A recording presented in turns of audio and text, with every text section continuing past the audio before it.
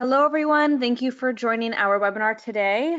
Just a reminder that you can submit your questions throughout the webinar in the chat, and you can also access the recording and the slides after the webinar. If you're interested, feel free to scan that QR code to subscribe to the Green Sports Alliance monthly newsletter. I'll leave that up for just a moment, and then Matt will get us started.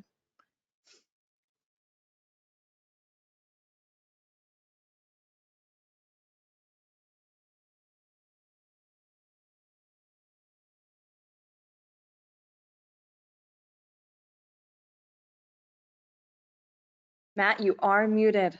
I'm so sorry.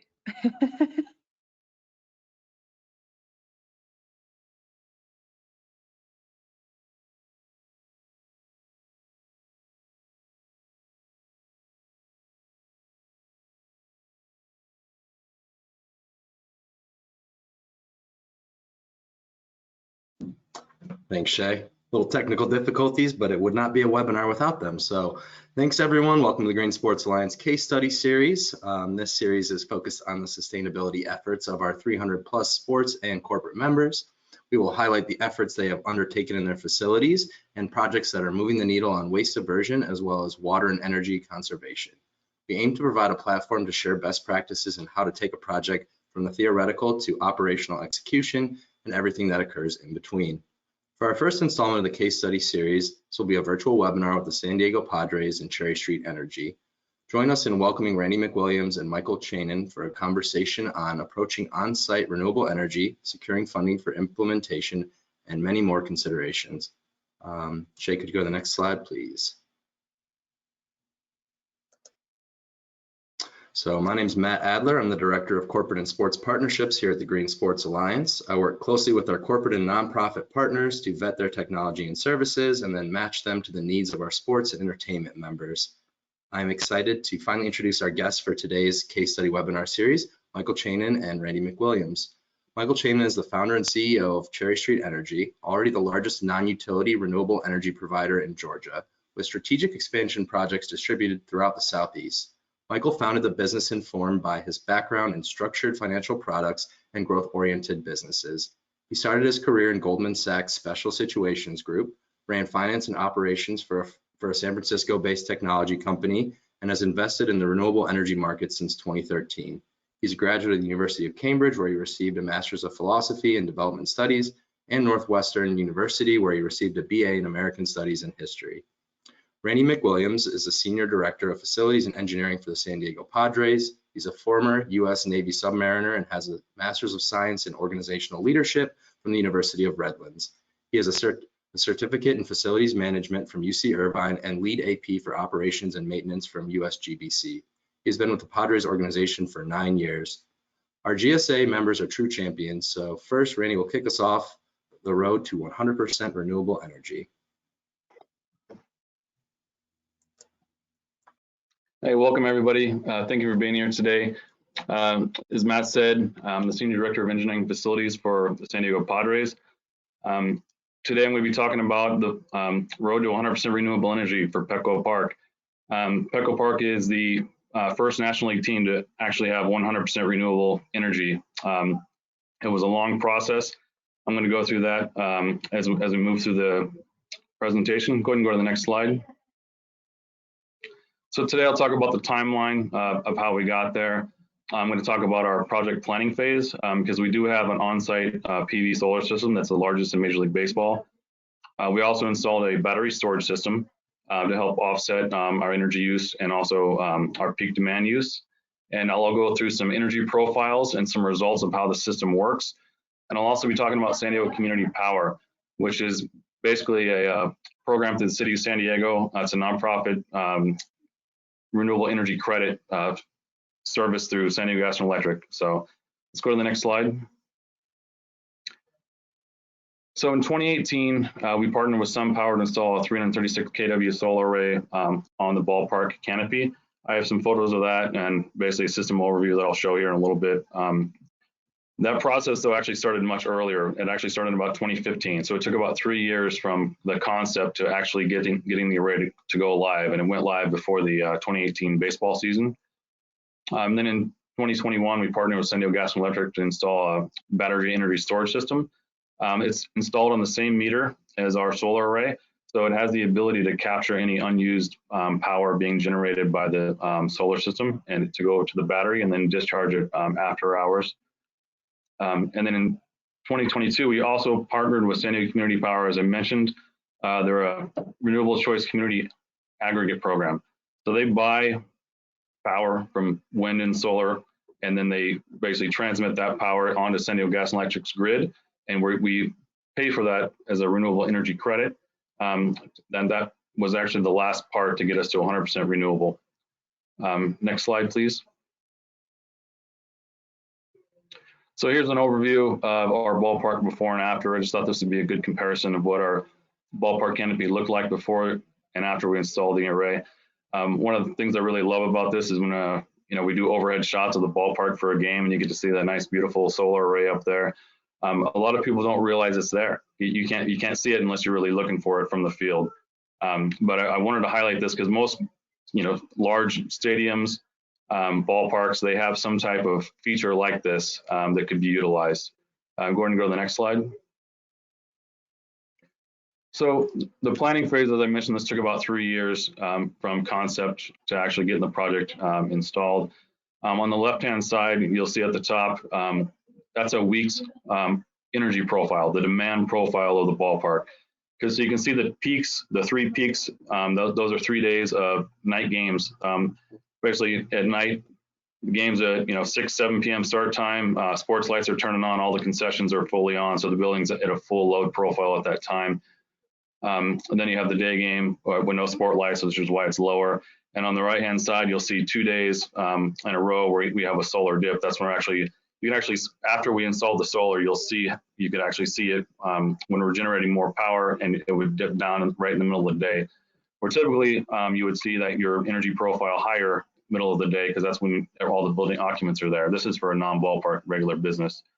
But we analyzed the energy profile, and then we actually went through and decided, what can we do to decrease our load? This is before actually installing solar. So first step, basically look where you can get your high ROI projects. What's the low-hanging fruit? LED lighting, we did the entire building, including sport lights. And you can see a comparison of on the sport light rack. To the left is metal halide lights. To the right was the LED lights, and it was a great shot while we were doing the conversion. I thought that just to show the highlight of that, we actually went from about 1 megawatt of power with the sport lights on to about half a megawatt. So it was a huge reduction in energy. We also upgraded our HVAC systems, putting variable frequency drives on motors that didn't have them, changing out fan coil and air handler motors to ECM motors. We put Metlink demand control ventilation in all our concession stands to control the exhaust fans for the temperature of the grills that they were using, or fryers, not just having 100% all the time. We put plug load management systems in to turn off refrigerators and appliances that were not in use in the concessions while the team was on the road. We put PC power management on to basically put computers and monitors to sleep when they weren't being used. And we also upgraded our building management system that gave us the ability to trend in real time any of our HVAC systems, lighting systems. And then we also did a energy management dashboard to monitor 44 electric meters throughout the ballpark. And when we were doing that, that's when we figured out that the best load to install this was on our commissary. For those of you that are working in stadiums or ballparks, we have 10 walk-in coolers and freezers that run 365 days a year. So it was the most consistent profile, which gave us the highest ROI. So here, go back one slide real quick. There's one other thing I wanted to mention. So analyze the energy profile, figure out where you can put it, analyze your structure. Can your structure even support solar? It's very important in the planning phase. Once you know how much it can support, you can see how much you can build. Then talk to your people. Are there any partnership opportunities you can do to increase your ROI on these products? And I'll talk about more about that as we get into the presentation. And then lastly, identify your stakeholders. Who in the organization can you lobby to get support for your projects? Professional sports teams, people are focused on winning. They're more focused on revenue generation. It can be difficult sometimes to get money for these types of projects. So you really got to identify who can help you. Let's go ahead and go to the next slide. All right, this is just an overview of the layout. This actually came directly out of the permit set when we were planning the project. So you can see we divided the ballpark up into 3 smaller arrays. Each section, first base, the home plate section, and the third base side. And then all of those end up tying back to a central point of connection in our meter room on the third base side.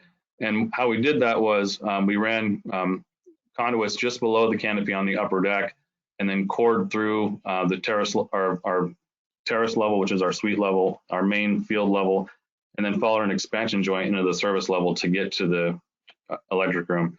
And it's important to mention that because one of the highest costs of doing a project like this, when you have a building with as many levels as a ballpark, is finding an effective path to get the power where it needs to go. That way it doesn't drive the costs up. Go ahead and go to the next slide. So just basically, if you're not familiar with how solar works, you have your PV array. There's multiple PV sections that called strings that go into a subarray combiner, and that's DC power. So it has to go through an inverter to be converted to AC power so it can go into your electrical service.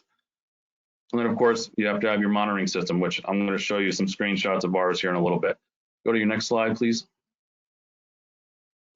All right, this is the actual structural, when we're looking at the purlins on how to install them on the ballpark canopy.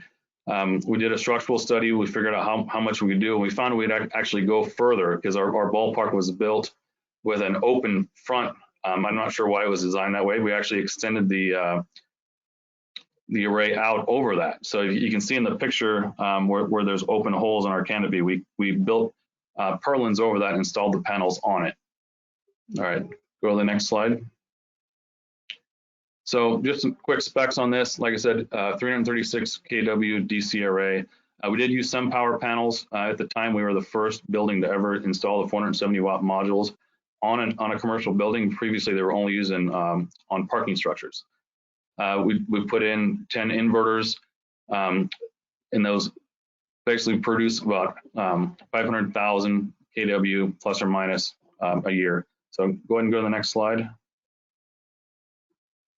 So here's what the solar profile looks like. You can see the black line as our building demand, and then that big bell curve right in the middle. This is a 2-day shot, a 2-day view of our building demand.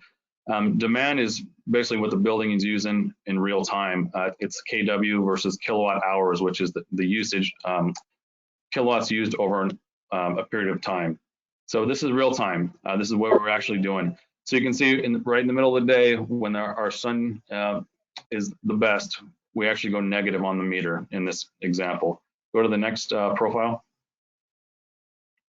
Oh, just real quick, these are some shots of the completed array. Next slide, please. Just wanted to give you all a better overview of what it looked like once it was installed. You can actually see under the sport lighting rack, right in the middle where we have a set of inverters just sitting on top. All right, go to the next slide. One more beautiful shot. Look at that. One of my favorite ones I see on TV during games. Okay. Next one, just quick solar maintenance. There's really nothing very expensive you have to do. An annual cleaning We do this every preseason before the baseball season starts.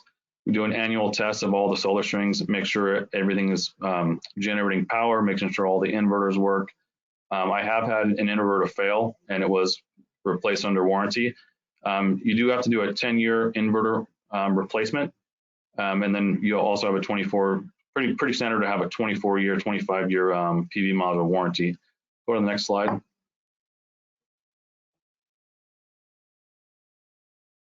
All right, let's talk about the battery system. So as I mentioned earlier, our battery system is installed with the same meter as the solar. So we have solar panels, our inverter, the main switchboard that's distributing power to our commissary and our third base side of our ballpark.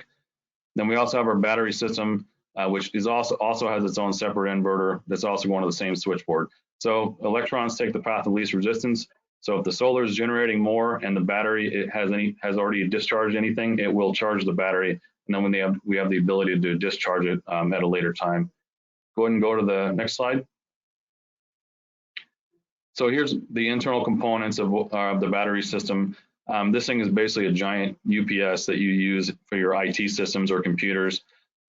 It does have its own air conditioning system, has a battery control system, has cooling fans, and it's all contained in one central unit. Go to the next slide. And this is the one that's actually installed in our electric room. If you have space, you can install multiple, and so you could stack these in their own arrays, or buy larger versions of them to get more power being fed back into the building. But there's two ways to use these, and this is one of the things I wanted to bring up. You can do automatic peak shaving, or you can do a time discharge. Peak shaving is basically when the battery system is operating on its own. It's a smart battery system. You don't have to have it do anything if you let it peak shave. It will automatically know where your demand is going to be, and it will discharge to keep you from going over that demand peak. And I have a profile I'll show you.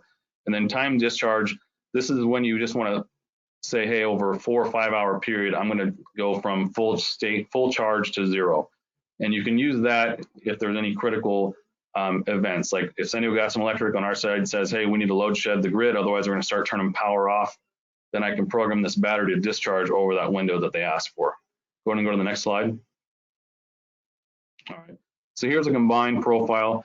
This is just a 1 day shot. You see the green bell curve there kind of in the middle. That's our solar being produced. You can see it's like the grayish color. That's the actual building demand. What would be happening if we were doing nothing? And then the blue is the building demand with solar being added in and also the battery system being added in. So you can see that purple line where basically when the battery is being discharged, we're shaving off our peak and keeping it under, and that's the saving strategy here. You're basically saving money on your critical peaks more than just a time discharge. So go ahead and hit the next slide. This is a 2 day shot. As I said, this is automatic peak shaving. I'm not doing anything here. The battery knows, it's monitoring the utility usage, and it's discharging to offset the peaks in this example. Go ahead and go to the next slide. This is a time discharge. So in this particular example, the grid was strained. We had to load shed, and I knew what hours we needed a load shed. So I programmed the battery to discharge over that period of time, and then we went back to a charged state after that. So let's see, next slide. All right, San Diego Community Power. This is the last part I wanted to mention on our path to 100% renewable. So San Diego Community Power is buying solar and wind. They're transmitting that power through the San Diego Gas and Electric grid. And then on our end, it's more of an accounting exercise, like I said, through renewable energy credits. I can't guarantee that every kilowatt that's coming to my building isn't coming from solar or wind, but every kilowatt I'm paying for, it's basically being reinvested into more solar and more wind. And by doing this, we actually only increased our utility bill $50,000 per year. We were previously we weren't in this program at all. Then we switched to what they called Power 50, which we were paying 50% for renewables, and then we switched to 100%. And a $50,000 increase over a year is really nothing, considering that our utility bill could be, you know, $2 to $3 million. Go to the next slide. So what's next for us? We will be bringing on a new chilled water plant and cooling towers, and that'll go online late in 2022 and be used for the 2023 season. We are going to be reducing our load significantly by doing that as well. And then we are exploring a 2 megawatt battery system. My small battery system that's been installed is giving me all the data I need to lobby people to support a larger project, especially as the grid gets more strained. Being able to have battery discharge is going to be huge, not just for ballparks, for any building in large cities. You know, San Diego Gas and Electric doesn't actually have their own power plants. You know, they're buying power from other people, and we continue to build in our downtown area, but we're not adding power. So in order to do this, we need to have other opportunities when the grid is strained, especially in September, to take power off there. So if we go to the next slide, please. I have, there were some things I forgot to mention, but I listed them under the common questions. These questions were submitted in advance of this presentation, and people asked about, you know, how would you secure funds for this kind of project, and where does third-party funding come into play? Initially, when we started planning this project, the idea was to fund it through a power purchase agreement, a PPA. By doing that, we would have no out-of-pocket cost to the organization, and we would actually be paying it as an offset to our utility bill to the power purchase agreement. We ultimately did not do that. We ended up getting a significant amount of sponsorship money from people that wanted to have their name associated with the project, and it actually offset about 70% of the cost to do the entire project. So it actually lowered the ROI so much we did not have to do a power purchase agreement. But if you're interested in getting a project like this done and there's no funding for it, go look into a PPA. You know, there also are tax credits available. Like in the state of California, I believe it's 22% you can get on a tax credit. So if your ownership structure is structured in a way where you can take advantage of that, I highly encourage you to do that. And lastly, like, as I said, the corporate sponsorships are a way to offset, you know, your ballparks, you know, your stadiums, your arenas, you have branding power, and people want to be associated with that. So just keep that in mind whenever you're planning either solar or any other type of energy efficiency project. Let's see, someone asked about, you know, stadiums have huge parking lots. Do you have any ideas for financing these? Same thing, you know, PPA agreement would be great. Anything that you're doing also, you know, I would highly encourage looking into the battery storage. It's a lot cheaper to do it, I think, during the initial project than to add it later. And also talk to your local utility companies. Are there any rebates or credits? For example, we didn't pay for the battery storage. San Diego Gas and Electric paid for it. So, you know, it was a significant investment. We partnered with them as a, basically to use us as a pilot program. And if the system worked the way they wanted it to work, they would offer then rebates and credits to other, you know, other businesses. And so we ended up getting the technology at no cost to us and are already getting the benefits. You know, San Diego Gas and Electric wanted to use us as a pilot. It worked great. And, you know, they can go and now say, hey, you know, we did this at Petco Park, and they can use our brand recognition. So let's see. Someone asked what part of the process of installing on-site renewals was the toughest and how'd you overcome it? And again, this question, it was time. Everything's about time. You know, it takes a long time to plan a project this big, especially when, you know, other people are focused on other things. You know, they want to get fans in the ballpark. They want to get the team the best they can. They want to win. So, you know, our facilities departments we're not revenue generators. So sometimes it can be hard to get our megaphone out and get people to pay attention. But just keep in mind, you know, if you just keep at it, you know who to talk to, know who to lobby. And at the end of the day, you know, every dollar that you save, you know, is a dollar they can use for something else. So if you can find an ROI out there where you get a payback, eventually it will happen.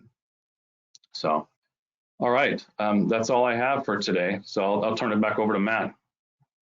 Yeah, thanks so much, Randy. Really appreciate you taking the time today. And Randy's going to hop off, but feel free to reach out to info@GSA or myself, and we can provide some contact info if you have additional questions for Randy following this webinar. Yeah, Randy, please. Yeah, awesome. And then next we're going to welcome Michael Chanin up. So thank you.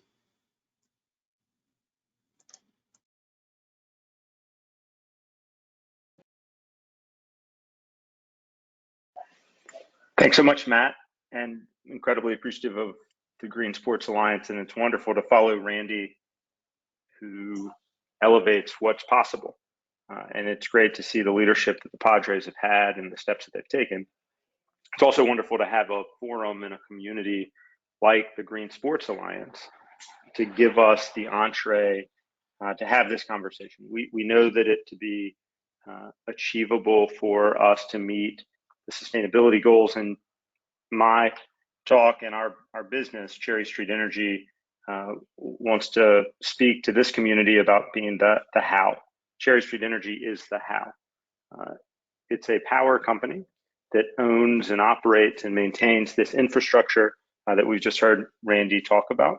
We do this, our power company sells to customers like major venues, municipalities like the city of Atlanta, where we're based, Macon, Georgia, my hometown, Savannah, Georgia, Athens, Georgia, universities like Emory University, major corporations like Porsche Cars, North America, and Gulfstream Aviation. These are major institutions. Some of the Southeast, where we focus our business today, is largest energy consumers, who have said that, like the Padres, they have 100% commitment by some date certain to achieve 100% renewable power. And we find ourselves partnering with key stakeholders that are looking to answer that question: how? How do we take systematic steps?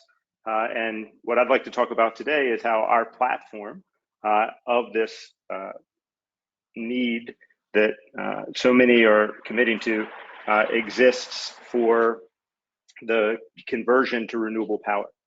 So the next slide of the overview of what we do is that Cherry Street Energy designs, builds, we own and operate, maintain and improve solar power systems that over time are going to continue to have the improvements that it was helpful to have Randy talk us through. This is both from the demand that we see for the incorporation of battery storage, as well as electric vehicle chargers, and a number of the other demands that are going to exist in the market. We do so for portfolios as well as for specific accounts. The next slide that you'll see shows some of these examples, and I'll spend some time here because we find our customers that have all sorts of different requirements, whether it's a arena, like a customer of ours in Athens, Georgia. The Classic Center Arena is a new construction arena, as well as an existing arena. And these happen in a number of different types of applications. So we see that there are flat rooftops, TPO rooftops, which you'll see in these white rooftops. Sometimes it's like at Emory University, where you see a parking canopy that's on top of a covered parking deck. So our customers are looking to incorporate renewable power. Emory has made a commitment by 2035 for 100% of their consumption to come from renewable power, but they want to do so in the built environment as it exists today. So Emory, on their main campus, the Claremont campus, for those that would be familiar, has 35 parking decks in distribution, which they own. So we are working with Emory to add covered parking. So it's an added amenity to these parking decks on the top, adding solar panels.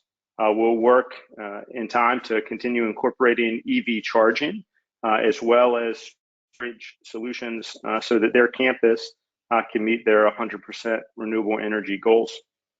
You'll see in places like Macon-Bibb County that has in the bottom row similar a covered parking canopy, but this is on a ground mount installation, and this one in particular is powering the tax commissioner's office. but we see increasingly, especially at event venues, the attribute of not only lighting programs and covered parking, but renewable power that we can introduce that's an added amenity and an attraction. At Porsche Cars North America, they have their headquarters in Atlanta by the airport, and they have tracks that their customers can come and drive cars around.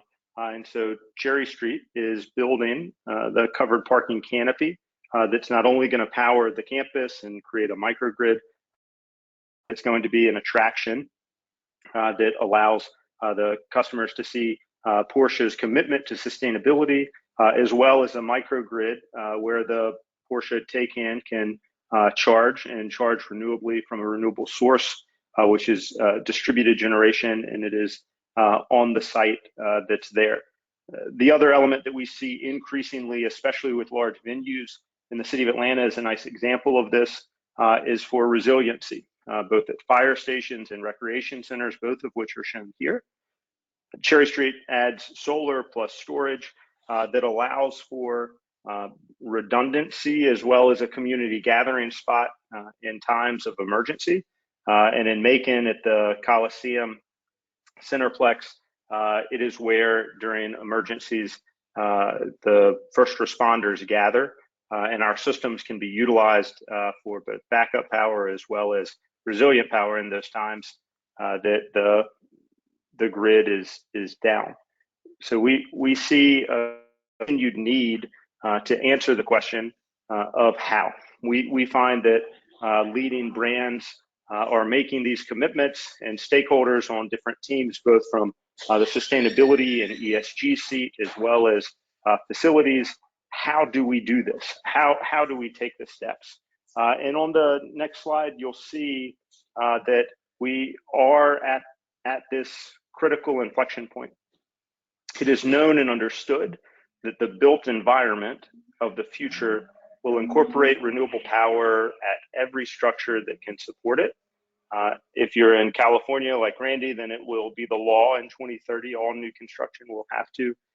For us in Georgia, we will do so because we're able to incorporate renewable power at competitive electricity rates and meet our customers' stated sustainability goals.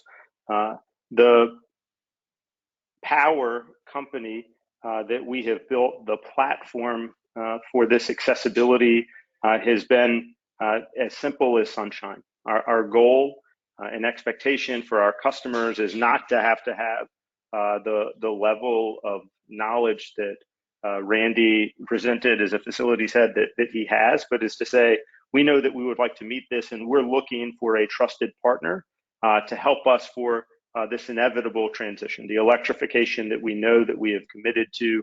How do we do so? Today, most often for our customers, we see that with incorporation of solar. In time, all of our customers will incorporate storage and charging, and in time, we're going to have a lot more complex systems through these distributed generation networks so that our customers can buy and sell renewable energy credits and manage all of their sustainability needs across broad portfolios. The push to do so for this needed transition is something that we're thrilled to be able to partner. And we think that these communities like the Green Sports Alliance not only give us the platform to have the conversation, but hopefully this community and this network to rely on each other as we learn. We know that increasingly the GSA membership is going to look for opportunities to learn from each other, but then also find and advance best practices. And Cherry Street Energy at its core offers the power purchase agreements that Randy mentioned is this accessible path to do so. Our first customer was my hometown of Macon, Georgia.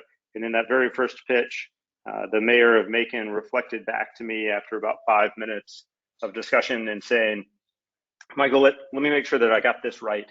This business that you've established, Cherry Street Energy, at no cost to the city, because Cherry Street pays for all of the infrastructure.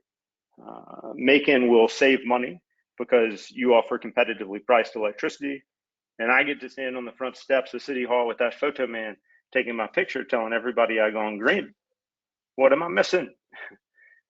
And it was nice, especially in successfully closing the first customer, to say, that's it, you get it perfectly, at no cost, save money, and go green. And what's amazing about this moment, about this inevitable transition, is that I have this fantastic opportunity, not only to lead, but to partner with the leading brands in each of these communities. And as Randy rightly points to, all of the Green Sports Alliance membership, these marquee venues, as well as these marquee brands who are looking to lead, are looking to find that way, looking to find the answer of, how do we do this? Now, we know we've committed, we want to do this. What are the steps of doing so? And Cherry Street makes it simple as sunshine. We know that we have the team that's able to integrate these resources. We have the learnings and key partners. And the next step is now to start. It's to find ways of incorporating renewable power and then continue to advance as the technology improves.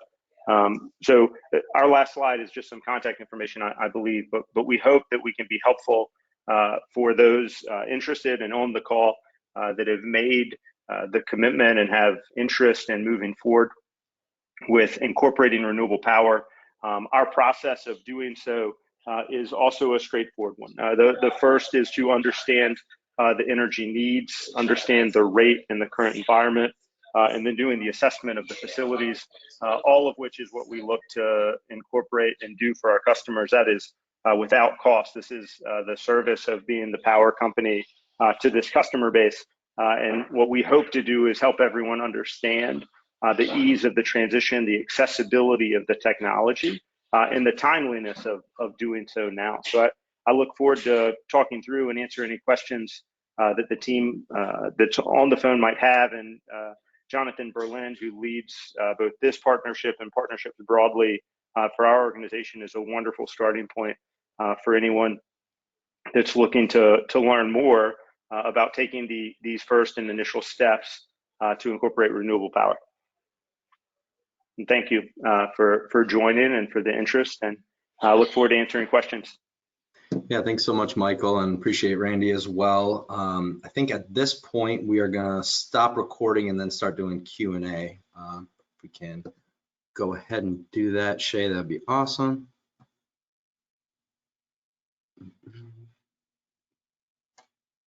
Would you like to do this slide, and then we can cut the recording off before Q&A? Oh yeah, I apologize. Yeah, so we'd love for folks to share best practices. Reach out to us all the time when you have a great case study that you want to highlight. We want to bring in as many great case studies where sports and corporate members working together, and not exclusive to a sports member or a corporate member. If you're a sports member working with a corporation that isn't a GSA member, we want to highlight that, as well as a corporation that we work with that's working with a sports member that's not yet part of the GSA. We want to highlight that too, really just inspire folks with the art of the possible. So appreciate everyone's time today, and now